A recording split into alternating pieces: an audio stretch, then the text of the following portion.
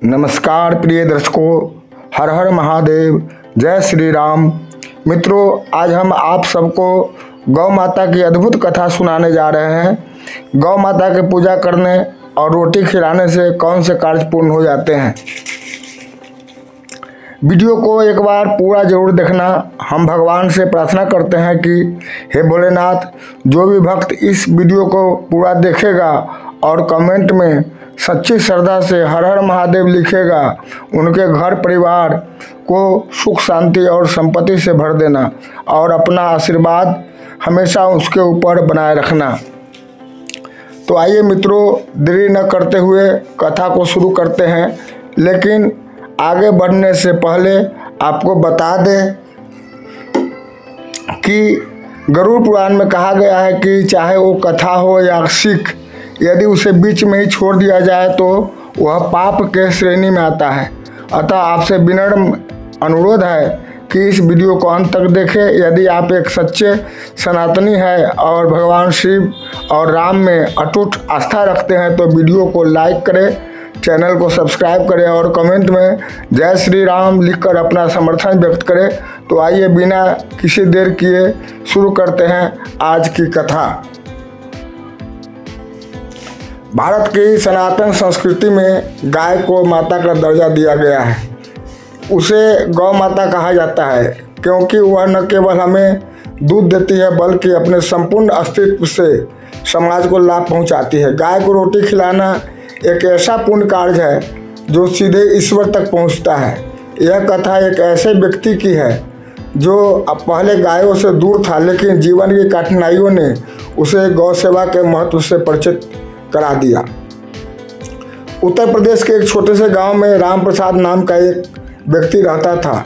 उसका जीवन सामान्य था। एक छोटी सी दुकान, पत्नी, 2 बच्चे और एक बूढ़ी माँ। राम प्रसाद मेहनती जरूर था, लेकिन जीवन में कोई खास सफलता नहीं मिल पा रही थी। आए दिन दुकान में घाटा, घर में कलह, बच्चों की पढ़ाई में रुकावटें और माँ की बीमारियाँ उसके जीवन को बोझिल बना रही थी। राम प्रसाद अक्सर मंदिर जाया करता, लेकिन उसकी शिकायतें खत्म नहीं होती। वह कहता, हे भगवान, मैं इतना मेहनत करता हूँ फिर भी सुख क्यों नहीं मिलता। एक दिन गांव में एक सन्यासी बाबा आए। गांव के चौराहे पर लोगों को धर्म और पुण्य की बातें समझा रहे थे।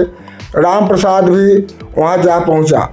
बाबा बोले, बेटा, जीवन में सुख चाहते हो तो सेवा करो।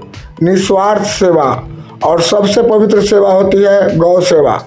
यदि प्रतिदिन तुम एक रोटी भी गाय को खिला दो तो तुम्हारे जीवन के संकट धीरे धीरे समाप्त हो जाएंगे। राम प्रसाद को यह बात भली लगी, पर वह संशय में था, क्या सच में रोटी खिलाने से इतना लाभ हो सकता है।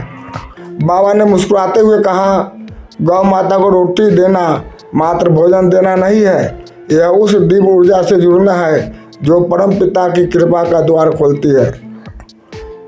अगले दिन से राम प्रसाद ने एक नई दिनचर्या बनाई। सुबह सुबह वह उठता, स्नान करता, पूजा करता और एक रोटी में गुड़ लगाकर गौ माता को खिला जाता। शुरुआत में पत्नी ने टोका, घर में राशन की तंगी है और तुम गायों को रोटियां खिला रहे हो।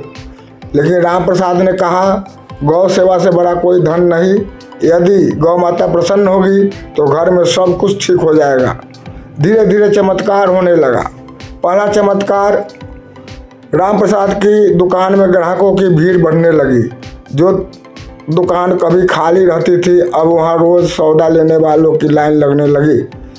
दूसरा चमत्कार हुआ, उसकी माँ की बीमारी जो बरसों से दवा लेने के बावजूद ठीक नहीं हो रही थी, अब धीरे धीरे ठीक होने लगी। माँ के चेहरे पर फिर से मुस्कान लौट आई। तीसरा चमत्कार, बेटे को शहर के अच्छे स्कूल में स्कॉलरशिप मिल गई और बेटी को स्थानीय प्रतियोगिता में पुरस्कार मिला। राम प्रसाद समझ चुका था कि यह सब गौ माता की कृपा से संभव हो पाया है। पापों का क्षय, गौ सेवा के अद्भुत लाभ।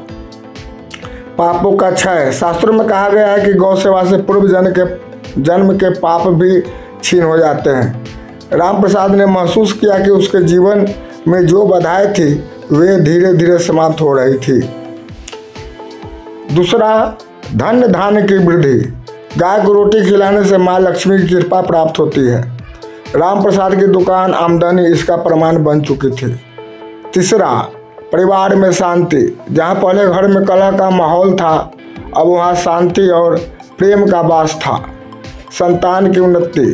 गौ माता की सेवा से संतान के जीवन में सकारात्मक परिवर्तन आने लगते हैं। राम प्रसाद के बच्चों की सफलता ने इसे सिद्ध कर दिया। पांचवा, स्वास्थ्य लाभ। माँ की सेहत में जो सुधार आया वह इस बात का संकेत था कि गौ सेवा से शरीर और मन दोनों को लाभ मिलता है। एक दिन राम प्रसाद ने देखा कि एक गाय रोज उसकी दुकान के सामने आकर बैठ जाती है। वह उसी गाय को रोटी देता और गाय उसकी ओर प्रेम से देखती। कुछ ही दिनों बाद वह गाय बीमार हो गई। राम प्रसाद ने अपनी आमदनी का कुछ हिस्सा लगाकर उसका इलाज करवाया, सेवा की। कुछ ही दिनों में वह गाय ठीक हो गई, लेकिन फिर वह गांव छोड़कर चली गई। उसी रात राम प्रसाद ने एक सपना देखा। एक देव मूर्ति उसके सामने खड़ी थी। उन्होंने कहा, राम प्रसाद, वह गाय मैं स्वयं लक्ष्मी स्वरूपा थी। मैंने तुम्हारी श्रद्धा, सेवा और निष्ठा की परीक्षा ली थी। अब तुम्हारा जीवन सुख समृद्धि से भर जाएगा। कभी सेवा करना मत छोड़ना। अब राम प्रसाद पूरे गांव में गौ सेवा का प्रचार करता है। वह अपने बच्चों को भी सिखाता है कि हर दिन एक रोटी गौ माता के नाम की होनी चाहिए। गांव के अन्य लोग भी अब गौ सेवा से जुड़ चुके हैं और गांव में समृद्धि आ चुकी है। गौ सेवा न केवल व्यक्तिगत जीवन को बदलती है, बल्कि समाज और पर्यावरण को भी सुधारती है। गाय को रोटी खिलाना मात्र एक धार्मिक परंपरा नहीं, बल्कि एक आध्यात्मिक साधना है। यह एक जीव मात्र की सेवा है जो सीधे ईश्वर की कृपा से जुड़ती है। अगर आप भी जीवन में दुख, बाधाओं या असफलताओं से परेशान है तो एक बार गौ सेवा शुरू करके देखिए। हर दिन एक रोटी और जीवन में हजारों